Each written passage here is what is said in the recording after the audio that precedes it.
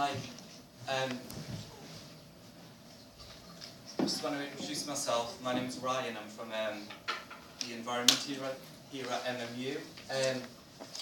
This year we launched a project called Big Impact, which aims to engage staff and students in sustainability kind of activities, events, kind of talks and things. Today we're lucky enough to have Lily Paul come down to have a chat with us about kind of impossible. We'll explain the tags later, and about her environmental and humanitarian work, with the hope of getting you guys involved in more stuff that we do. Cool. Gives me great pleasure to introduce Amanda Wright from the environment team and manages the Big Impact project. Sophie Bannister is from our student press office, and of course Lily Paul. Thank you.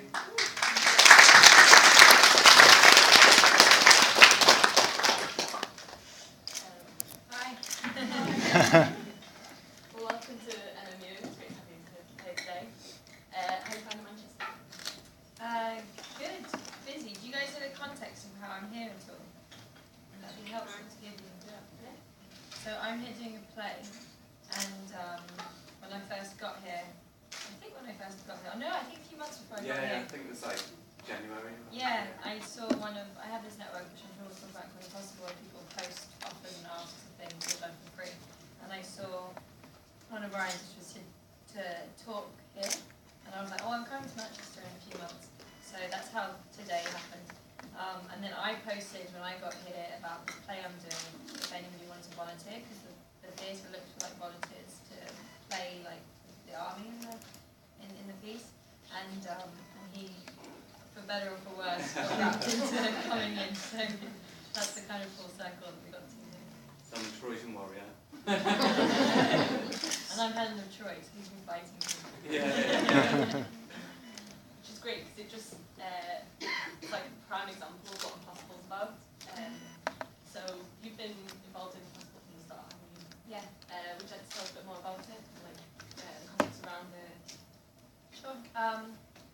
So I had the idea with a friend of mine when I was in university, in the last year of university, about 3 years ago, and the idea was to try and develop a web platform that would show people's kind of needs and offers to one another on the basis that people would do things for each other for free if you were involved in the community who believed in that way of doing things.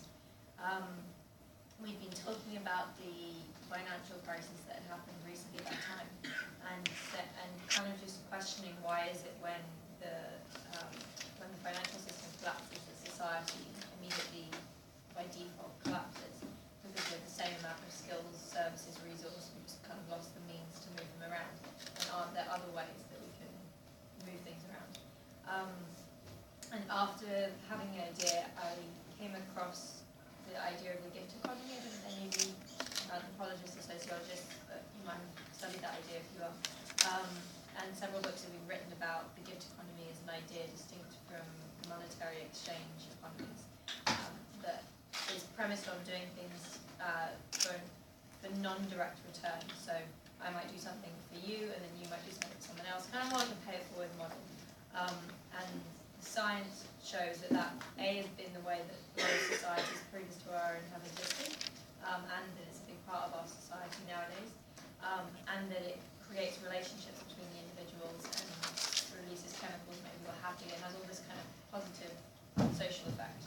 And so it's in chasing that idea of community that I started working on building Impossible. So how does Impossible work? So as it stands right now, it's similar to kind of in the Instagram, Twitter landscape, but we have a phone app and there's a website, impossible.com, and you can create a profile and then either post things you want to offer the community or that you want to ask for help for. And then once you post that, anybody can see it. It's kind of open terrain. Some things won't get filled, some things will, but you're just kind of putting that out there. And the other side of that coin, obviously, then is that you can read through the feed and you can search by location. So I look at things that are in Manchester and I can see what people are posting here. you can search by interest. If I'm interested in music, for example, I can look at any context being tagged with music, and you can follow the friends, follow people. And then it's up to you if you want to do things for one another, then you can like and then you can also say thanks for the network, which is it's not really that big a deal, but it's a good way of reflecting on one of the people in your profile, and it's just a way of reflecting what people do with one another, and so hopefully people who are giving more and being more proactive have a sense of return from the community. So it's about wishing as well. Yeah, this idea that you make, you don't ask, you kind of wish, don't you? Yeah. That's just a language thing, really, because it's the same as asking, but we just call it wishing, which I quite like because I feel like wishing is non-expectational. You know, you put it out there and it may happen, it may not. And also because university, it's like I feel like such an old school practice of wishing, and why don't we just start making them more real? One another, you know. We're going to make a wishing tree and then make meal out of them. So what you need to do is on the back write your wish, what you can do for other people. And I think what Impossible is about, in my eyes, is kind of like little actions that create a huge impact in the end, which is kind of what Big Impact MMU's project is trying to do as well. How can you see kind of like that idea behind Impossible fitting into university value? It's about kind of little impact, creating big waves. I think that's a very nice way to see it, and that's really how I see it. Is there's like bringing it really back to like small actions that we can do for one another, and how that changes life. You know, how it changes your experience of one another, changes community. And I've always been interested in university as a place for Impossible. When we first opened it, we went to Cambridge University last year. It was where I studied, and that was we kind of like alpha testing and put in about 1,000 people there. And then in America, when we opened the platform a few months ago in March, we started off in Harvard and it's Berkeley. Like, there's a few universities again, NYU. And I've done a kind of university emphasis because having been to university, I know how community is such a big part, I think, of the experience of university. Coupled with the fact that, rightly or wrongly, I feel like people are more ideologically a bit more open-minded when they're in university or younger. You know, I feel like there's a lot of kind of idealism and pioneering kind of thought systems, and I think it's an interesting place to explore new paradigms and new ideas. Inevitably, students also have less money, so hopefully it can be a helpful resource, you know, to get things done without money feeling like an obstacle, because cumulatively we can do a lot more with the idea together than separately. And we did actually, the wishing tree comes from when I first went to Japan. Have any of you guys been to Tokyo, Japan? Did you see the wishing trees there? I fell in love with them. There's a wishing tree in Tokyo that comes from, I think, from Shintoism, right? The old religion. And you write your wish on a wooden board and then place it on the tree. And then that's it. Like, you're just putting your wish to the universe. So I quite like the idea of the wishing trees, of us hosting wishing trees, but then actually afterwards trying to put them into reality. So we've used that as a kind of metaphor to illustrate what the app does several times. We did one in Sydney, we've done one in Cambridge, one in America, and so now one in Manchester. It's very clear that although a lot of people maybe some model and lectures, you're actually into a lot more you've created Impossible, but also probably becoming a role model in terms of your environmental and humanitarian work. And we're just wondering if you have something you've looked up to in terms of environmentalism and humanitarianism, that aspect of it. I think David Attenborough. She's great, thank you so much. Yeah, I think he's brilliant. Just his voice and everything he represents. So was that maybe an influence when you were younger? Is that the first things you were interested in? Not necessarily. It was actually, I grew up in London and in a very urban environment.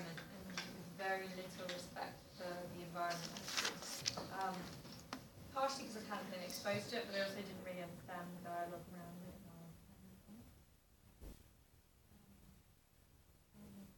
I remember actually, I think I must have been living in my album at 12 or 13 something, and one of my school classes was right at the bathroom, like,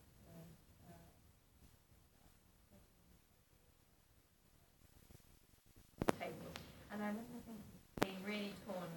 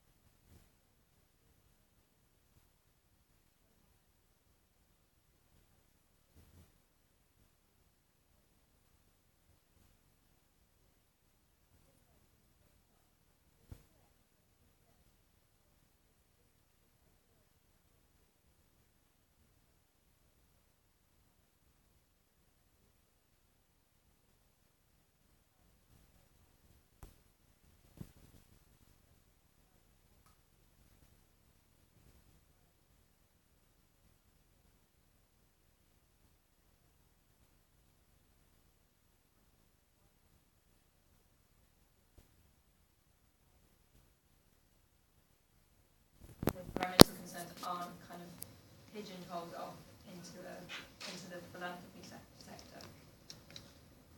So, do you think that sort of gift economy has the potential to replace capitalism, which is maybe the core of the problem and it is what against? So what direction do you see that kind of going in terms of I think that in the last 10 years, and I don't say this anyway like I'm an expert, I'm sure I'll change my mind in years to come, but this is where I stand right now. In the last 10 years of working, like a lot in fashion, but also studying and doing different work with charities, I've come more and more to the belief that economics has like the biggest impact in our world right now, and on a social level, but also on an environmental level.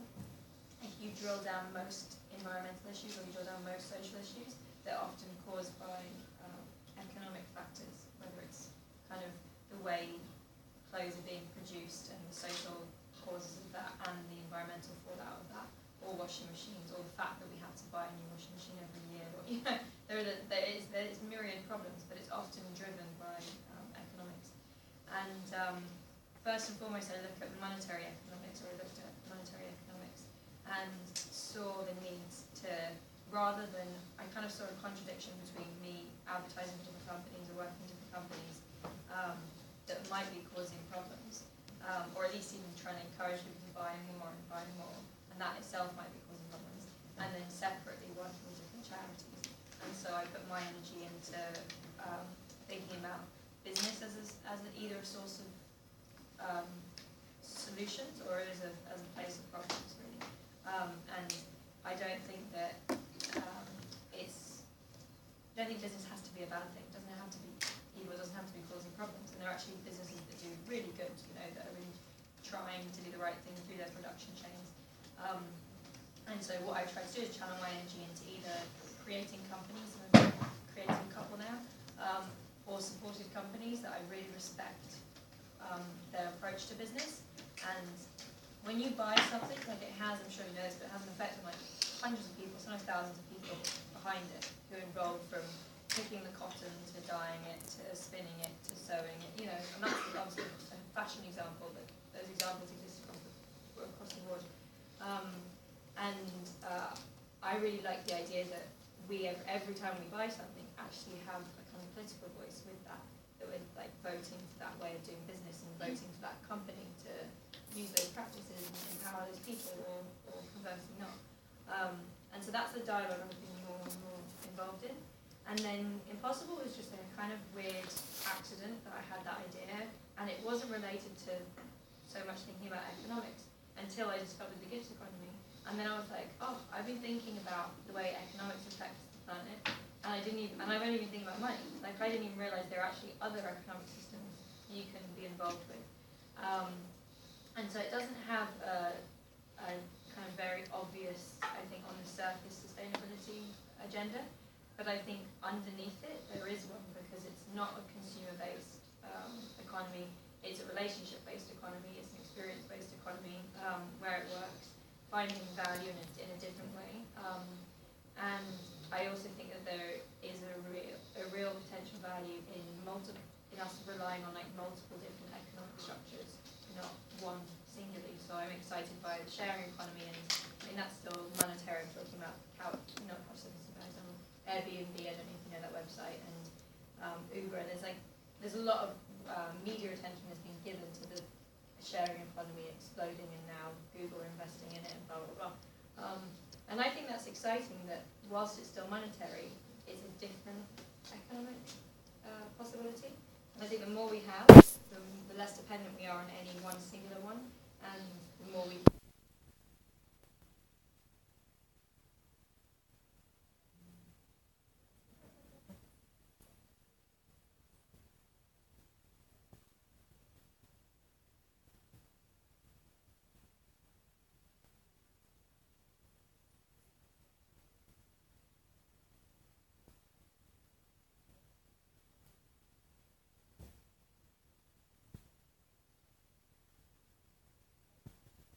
You say to our students how to get involved.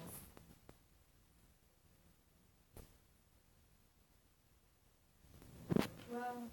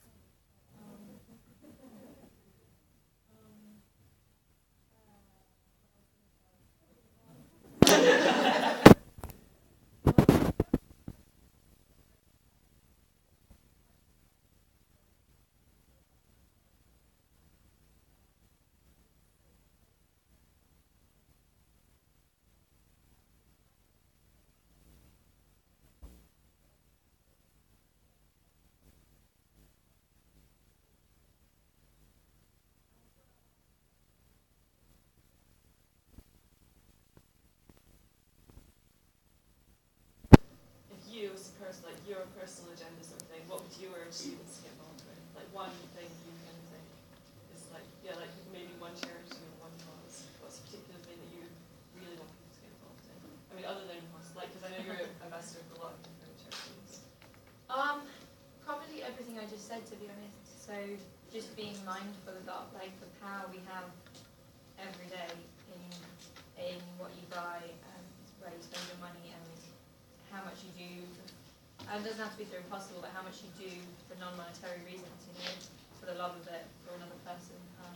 Yeah, I'd say just knowing that you have that power every day and exercising that is. So things like buying furniture and Yeah, all that. yeah, exactly. You have an amazing food shop down the road called 8. Yes, yeah, we live there. Yeah. Yeah, we're really lucky. Yeah. And what's next for you in terms of your next commitment? So I'm doing this play here until the beginning of June, and then go to we're taking to Globe in London for a month to the end of June, and then I'm probably going to have a fair bit of work to do with Impossible and turn back off at the office. Yeah, and that's as far as I can see ahead right now. Thank you. I don't know if we could take some questions. Yeah, of course, I'd love to. Oh. Can I just ask how much time you personally spend on the site? Because I know that Brian's a bit, personal conversation with you about this event, and how much personal time do you actually put into that website? Not just building it, but spending it, reading things and being on it. Until about 2 weeks ago, I was on it all the time, like every day, and reading a lot. And that to me is the fun bit. Like that's much more fun than building it. But since 2 weeks ago, when I've been doing this play, I've kind of gone off pretty much all social media. I've done a couple of things here and there. I've checked Impossible maybe once a week, but it takes so much. When I do a film or a theatre thing, it takes so much of my energy to focus on that I basically would have gone mad, because every time I check Impossible, it stirs up about, I don't have a normal experience of it, it also stirs up like, oh, we've got this issue and we need to fix this, and I start emailing people, and I've had to really try and stop being that person for a period of time so that I can concentrate on the play. But definitely, I'm just starting to now we've got through the opening, I'm going to start using it more, and definitely it's something that I want as part of my life to be in. Yeah. has it helped to open doors for yourself as well and network with people that you hadn't before? Well, before building it, I mean the process of building it, so before it was real, interestingly, it was built largely through the gift economy itself, and so I just kept telling people the idea and what I was trying to do, and then again and again would have people say, oh, I love that, I'll help with this, or can I do this? In such an extraordinary way, it's the only reason it exists, truly. And it's a real testament to the power of the gift economy, like I've been talking about, in terms of building relationships, because it's completely changed my social network, in terms of my friend. Like I've made such amazing friends with the people who've helped me and worked with me through the process, that it's really changed my life anyway, building it. In terms of actually the platform now as we have it, I've had quite a few different really lovely experiences. So it depends where I am. So when we did this tour in March through America to Australia. When I was in Sydney, I posted to find an actor to help me learn my lines that day, and met a girl who I'm now still in touch with, who saw The Wish. Didn't know that I was involved in Impossible on this level or anything, she just said that she could help, and met up with her. Here in Manchester, you heard the story, Brian. William, I'm embarrassed you now. Thank you. There. He posted a wish last year, at the end of last year, for someone to practice English with him, and I said I would. And then I saw in his profile that he had another wish about a homeless guy in Manchester, and I recognised it was on a street in Manchester. And I knew I was coming to Manchester like the next week, last December. And so I said, oh, I'm coming to Manchester so I can meet you in person. And we did this kind of mad, like, 20-minute meeting before I had to run to my train at the end of the day, so I'm working here. And met up, and we met with where the homeless man was, and his name's Mohammed, and he needed all he wanted was a tent, and he'd been living in the street for over a year, and you guys know the weather here, it's so cold and grey, and it was a like grey, rainy day that day. And I was like, is there anything else I can get you? Is there anything else I can send? And he was like, no, just a tent, I sent the tent to William, because obviously Mohammed doesn't have an address you send the tent to. William put it up for him and sent me a picture, and then left me a voicemail. And that was just like the most touching thing to have happen. And then he also sung I Wish About the Trojan Army, and so ended up doing the play. So it all kind of maps. There's two of them. We can't Yeah, you're surrounded by Trojan Army. So yeah, those are just a couple of anecdotes, but I've had some really, and then same in London, like, it's always a very memorable experience because it's quite strange because you come into it. I don't know about you guys, but I feel like you go into that experience and there's no real reason why you're there. There's no like an agenda. It's like doing a job where you turn up and you sign it off. And there's something special about that and that exchange. In the last 3 years, we've been hearing sort of the whole kind of word sustainable fashion. Yeah. And for a lot of people, it's obviously kind of not the norm, but kind of like an exception. My question is, who do you think has got the bigger responsibility or more of an impact to change attitudes? Is it the fashion industry, or is it the customers with pressure on the fashion industry, or is it actually kind of role models and obviously well-respected celebrities such as yourself to change this kind of like whole attitude? Because there's massive problem with the fast fashion, kind of in certain countries especially. Yeah. I wouldn't say anyone has more responsibility than others. I think it's a moral responsibility, so everyone kind of has it probably equally. And often people play multiple roles in that system. But I think that actually the people with the most power, converse to a popular opinion, or is actually the customer, who's actually the consumer. Even though as a consumer you potentially feel a lot less powerful than big business or than politics. Like the only reason those businesses exist is because of all their customers, and therefore the customers are actually incredibly powerful.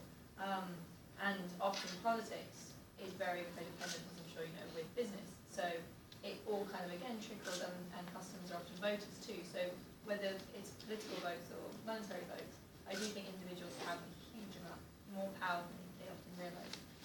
How you apply that can be quite tricky because, as we know, you have examples like fair trade, but often it's not easy to see. Like, even if you have good intentions, it's not easy to see where you can kind of vote in the right way in terms of buying. But I think that is changing. I think that in the last 10 years, we've watched in the food industry, organic and fair trade become more and more commonplace. Now it's very new that fashion has started that dialogue, and that you're starting to recognise things like organic cotton. I still think it's very early days, but there is an awareness coming. And I think the awareness can also go to how we exercise purchasing, not just in terms of what we purchase, but how often we purchase, and changing that attitude whereby you wearing Vivienne Westwood or no? Just as a No, it's actually, I do love her, but this is actually sort of a new kind of fashion designer who is a graduate of Irish University. Okay, well. So I just thought I'd give her a bit of a chance, but it is probably inspired by her. Yeah. Think about it. I am giving out my wardrobe to anyone who wants it, so just email me. I think you put Vivienne Westwood on your initial wish, right? Yeah, because I watched the video of yourself and Vivienne on Days and Okay, website about when you were talking about the Environmental Justice Foundation campaign for the refugees. Yeah. Well, me and her have a very similar mantra, which is to buy less and to spend more. And like my mum says that. My mum says that she used to buy, a coat every 5 years, whatever it is, and you treasure it, and you fix it, and you look after it. And I think culturally, and it's not, it's not anyone's specific fault. It is a cultural thing that's happened. That it's become totally normal to spend hardly anything on clothes and buy loads of them, and think that that's, and not question, hold on, if I'm spending a few pounds on a t-shirt, like, how is that possible? Like, how much are people getting paid to make that? And do I really need to buy 20 t-shirts? Or, you get the idea. So I think just, again, bringing it back to yourself and questioning. And I talk to somebody who was very materialistic, and I still am in some ways, but I've really tried to exercise myself, buying less, buying vintage, giving things. I always give away my clothes if I'm changing, and often borrow things. I really try and exercise those things as much as I can.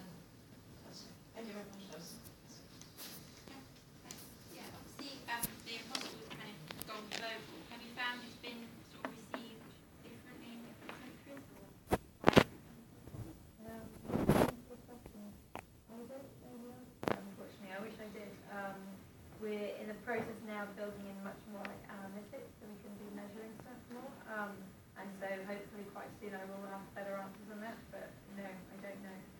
To my surprise, we started off in the UK and pushed it more in the UK, and to my surprise, it kind of grew everywhere internationally.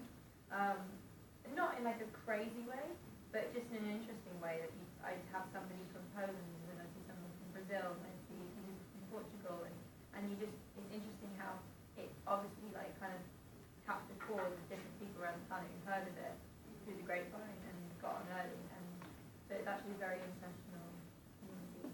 People sort of from different countries to try and swap and push it.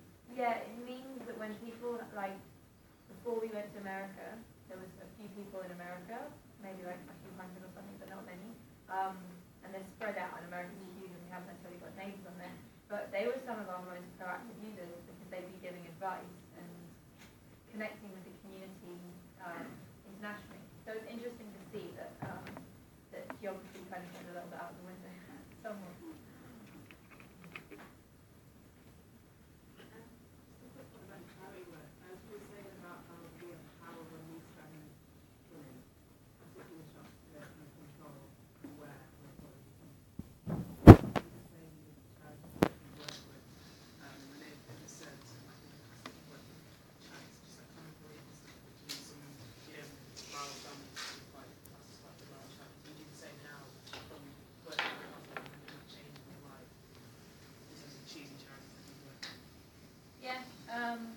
I don't work with so many charities now, partially because I do believe in everything, and hopefully believe in everything I just said, that my like that kind of social, kind of environmental energy I have is better channeled into business and into working on impossible, working on like business solutions and things, because I think you can maybe change things a bit more systemically than charities sometimes do.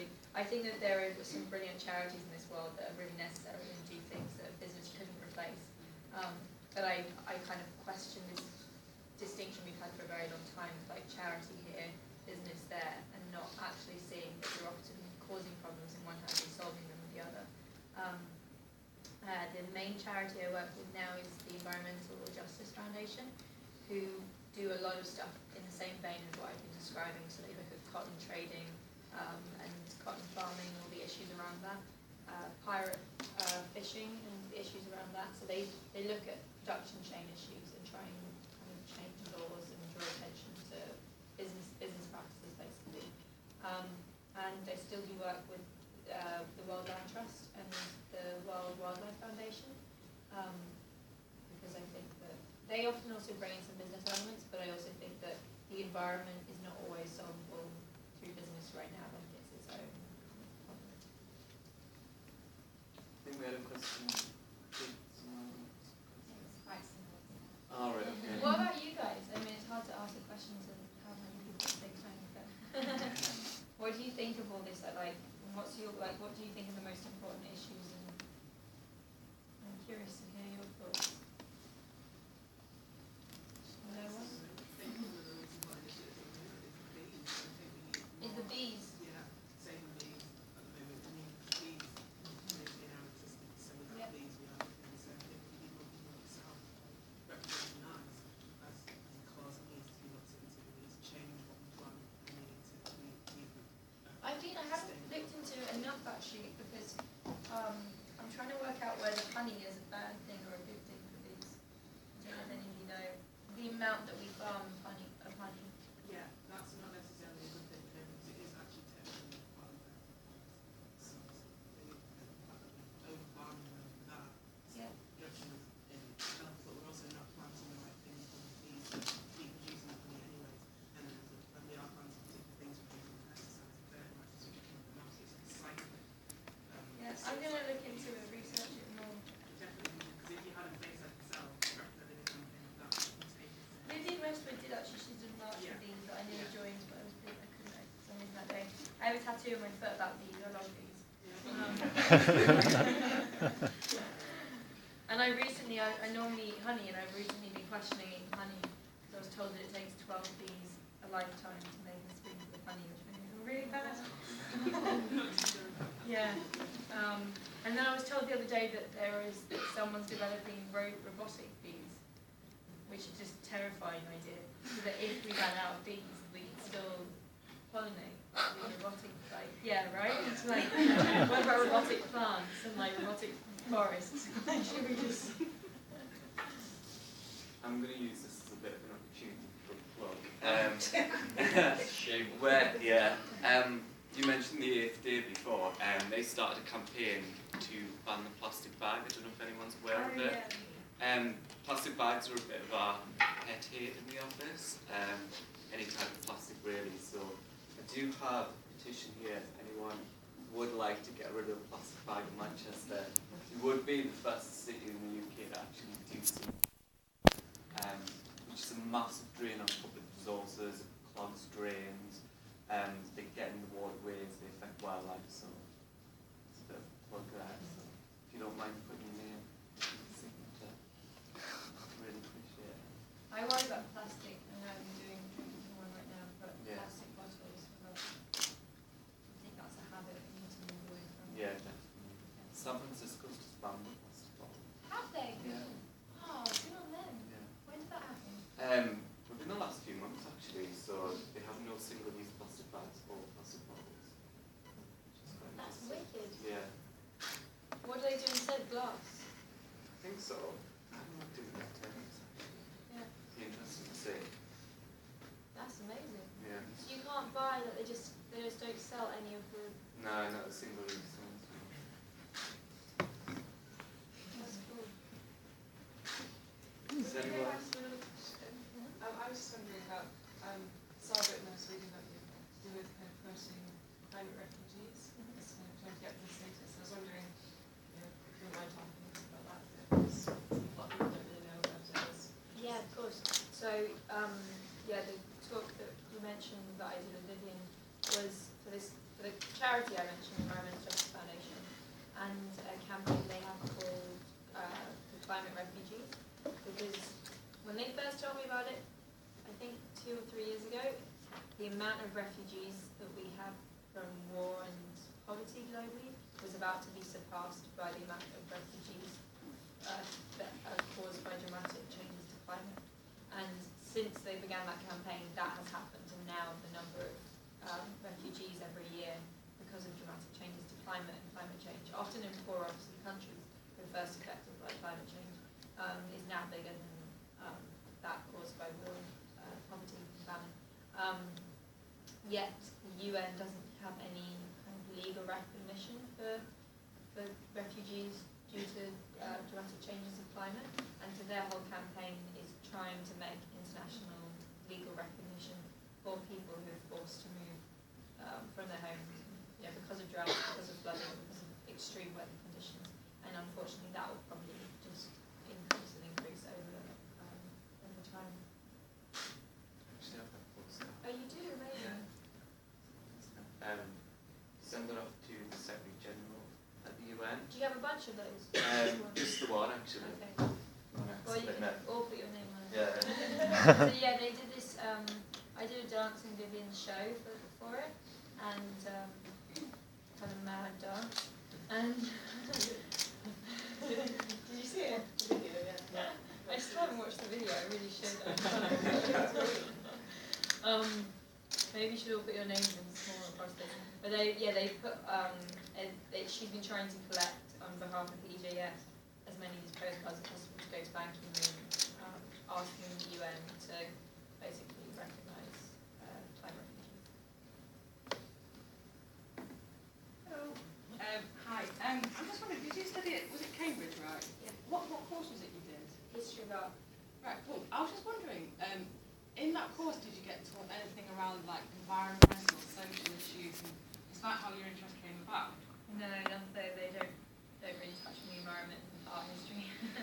I was supposed to study social political science and I skipped art history.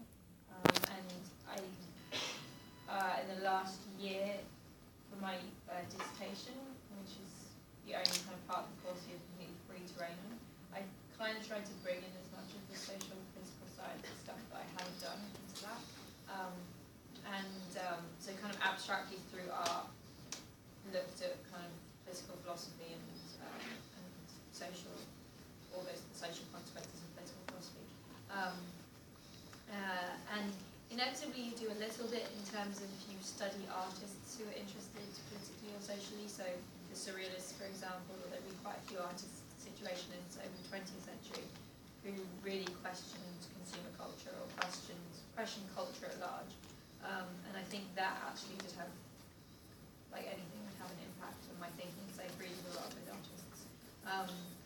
But it wasn't something that was taught specifically, and all the stuff about the gift economy I've had to research separately through, actually not anthropologists, I knew at Cambridge helped me find books on that. And all the environmental stuff is done just, I learn, I'll have this conversation and now I'll go and research these a bit more. I can kind of just learn as I move. Do you think it should have been something incorporated into your course? Good question. I don't think that it necessarily should have been history of art, because I do see the value in universities, when you have specific courses. You've got a lot to cover within that course and it makes sense to focus. But I do question the lack of, I guess, like the curriculum I studied mostly in state schools growing up in the UK, and I don't think that the curriculum does give much understanding of either the environment or even this dialogue around culture and sociology. So yeah, probably if I was creating my own curriculum for my kids, I would do a bit more of that. Yeah. Thank you. And you? What do you think? I think it's important for my opinion is for every single subject, and I think that it's so integral to everything that we do. Yes, it's so important to be there. That's my opinion. Yeah. Are you alright for one last question? Don't want to keep it.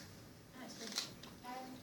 Have you always been involved, interested in social and political? So I was thinking if you got more involved in as you grow up, because as a person and as a photographer, I feel that I'm getting more involved in expressing and raising issues more. I think I've always been a little bit. I became vegetarian when I was 10. Had periods where I've been not, but I've been most vegetarian since I was 10. And that was obviously that was for ethical reasons. That was obviously a conscious decision at that age. And I remember there was a earthquake, I think, in Central America when I was a bit younger than that, like 8 or 9, that broke my heart on the TV, and I basically tried to do stuff about that at that time. So I was always, I think, affected by hearing about things, always understanding things from an early age. But it's certainly grown over time the more I've learned and the more I've experienced life, and also the luckier I feel. The more grateful I am to nature, for example, the more it makes me like we've got to protect it. So yeah, it's a kind of evolving process. But I really don't. I feel quite self-conscious when I talk about those things, because I honestly don't see it as a kind of worthy thing to do. It's just it feels actually self-rewarding. It's like, well, you don't look after the planet, like I'm going to suffer from that, and my family's going to suffer from that, and doing things like the gift economy I do believe will make me happier as a person. So it's always somewhat self-rewarding, because I feel like I'm living true and true to myself, and that's what I'm trying to do. Maybe if anyone's been inspired by anything today, or kind of anyone wants to feels like any cause has kind of caught their attention, they want to learn more about it, write it on your wish card. And we are going to have a tree somewhere around the review. You might meet someone awesome. Yeah. There's a little space you can put your email address onto. You tell people you have a special talent somewhere, or some Something advice. you need. Yeah, information, study buddy, anything like that. Pop it on the iCan bit, and if they need your help, you might get an email from some cool people. Thanks very much. Thanks, Lynn. That was great.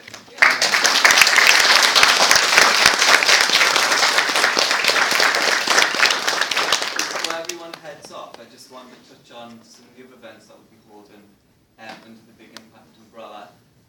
On the 5th of June we will be holding our regular pop swap, this time in the park. Bit of a festival theme, so that's our closing book swap that we run each term. Gives people an opportunity to share up and throw away, get something new for free. We'll also be having a film screening of Jeremy Irons' film Trashed, which looks at kind of the waste and its impact on the environment. That'll be on the 5th of June as well at 7 o'clock here in the business school. If you want to check the Facebook or our website, full details will be on there soon, so hope to see some of you there. And thanks very much for coming.